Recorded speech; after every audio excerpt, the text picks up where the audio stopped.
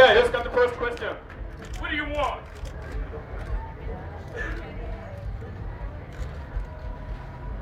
Hi there. It's Nico from radio station FM 1055 Rock Thessaloniki. You've been there a few times. I've seen you. It's a cool city in Greece. My question concerns your set list. I read in a recent statement that you won't play Animal Fight Like a Beast due to your religious beliefs or thoughts. I wanted to know if this is true and what has made you turn into deciding this and why your latest albums are more of a concept for with religion and stuff like that. You used to do such stuff in the past. Well, you're wanting to do your own interview, right? That's a really lengthy question. I'll try to answer it short. I was born again when I was 11. And I went for a long, long time after that where I did my own thing. I went for 20 years. And I left the church. I went as far away as you could go. I studied the occult for 3 years. I practiced it. And I left the occult after 3 years because I realized that I had swapped one organized religion for another organized religion. And so I went for 20 years after that, and I thought I was mad at God. And I realized after a while, I was not mad at God, I was mad at man for the indoctrination that I had received. And so when I finally got over all the things that I had been taught as a kid, I started to seek my own answers. And when I started to seek my own answers, that's when I started returning to my faith. So the reason I stopped playing that song is I realized that a lot of times that you can say more with silence than you can by actually speaking. That's the reason for doing it. And as far as the rest of the records, I just think it's interesting subject matter. I mean, how long can you continue to sing about your girlfriend's red high heel shoes? You know, there has to be something of real substance after a while.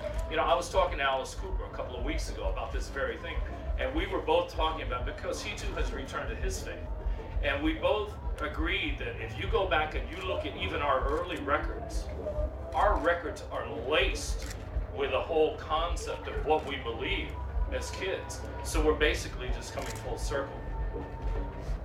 Good enough? You're welcome. Great answer. Next question. Hello, my name is Vera. I represent Secret Magazine Russian edition, and I would like to ask a question, just like continues the topic of religion. What do you think about metal fans who idolize musicians like us? Do you think it's like right or wrong? You know, I wrote a song on the last album about that very thing. Yeah. And I'll tell you what happened is because we were over here last summer and we were doing the festivals, and while we were here, Michael Jackson died. And I've got a place where I live in California is not very far from his Neverland Ranch. And when we were here, I was watching TV, and on satellite, I could see 1,000 people standing outside the gate. And I'm looking at it on TV, and it's so surreal to me because I know where this little spot is, and it's a very difficult place to get to.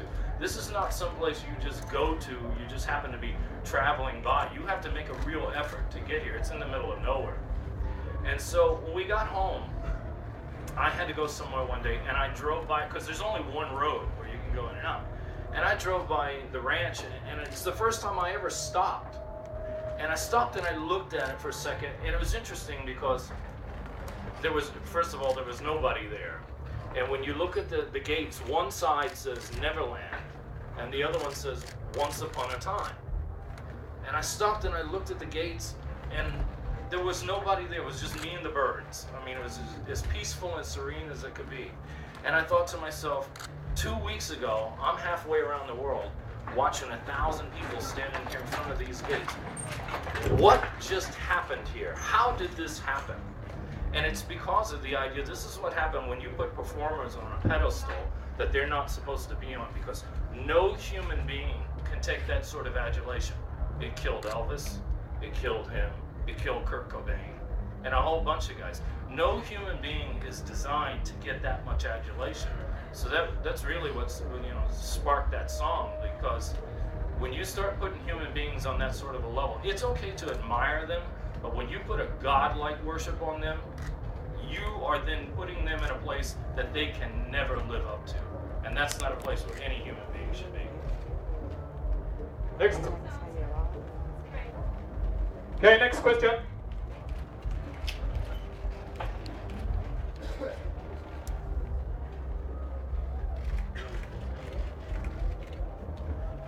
Come on, try a little harder. Hi, this is Pesa, taking pictures from MTV Finland, and my question is, what do you think of YouTube?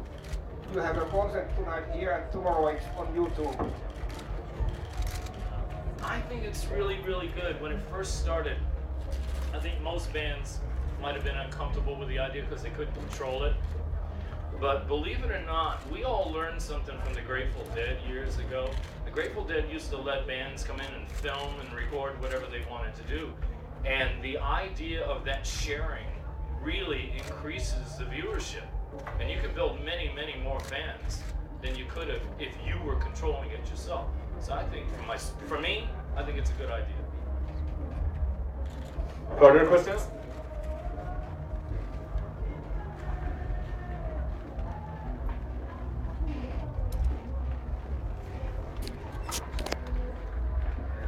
What happened in Curitiba City, Brazil 2 months ago?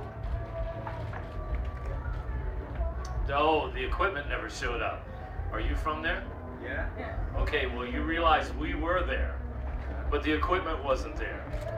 So, you know, when the promoters promise you that the gear is going to be there, that's, you know, traveling 5,000 miles to do a show and then not do the show, it's very disappointing. You know, so hopefully we can go back at some time.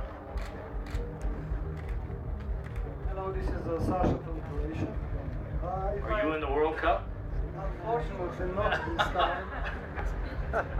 You once said, or I once read in some article, that you consider your tour with Iron Maiden in 1986 one of the greatest tours in rock history.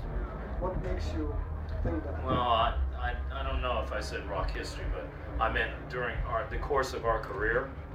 But looking back on it, you know, you got to remember we were both managed by the same management company, so it was a real family environment. Both bands had known each other for quite some time, and it was a really, really great situation because both bands were still growing. And there would be times where, you know, we would get bored with each other in the band, and I'd stay on with Steve Harris on his bus, and sometimes Nico would come over and stay with Chris Holmes, and it just, you know, it was a very incestuous relationship going on there. But it was great, and I mean, everywhere we were going, it just seemed like the audiences were getting bigger and bigger and bigger, and it was really, I look back on it as one of the best times of my life. One more question. I read in one of your interviews that you consider politics to be a kind of like art of compromises. And you have been around for many years in rock music. Look at the president we just elected. Yeah. So, but you have been around many years in the rock business, and I would like to know, like, are there any compromises for you in the rock music industry? Well, that's the good thing about it. You don't have to compromise. You know, when my ego was the size of this room years ago, I thought I wanted to be a senator at one point.